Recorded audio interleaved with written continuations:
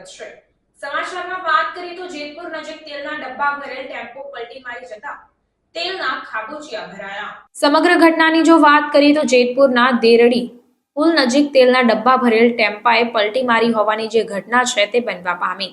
Tempo ચાલકે steering પરનો કાબુ ગુમાવી દેતા તેલના ડબ્બા ભરેલ ટેમ્પો પલટી મારી જતા સ્થાનિકોમાં ફફડાટ મચી જવા પામ્યો હતો।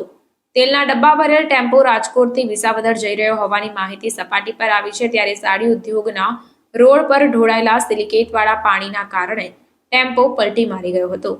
રોડ પર તેલના ખાબોચિયા ભરાયા હતા, જેના પગલે વાહન વ્યવહાર પણ ખોરવાયો હતો।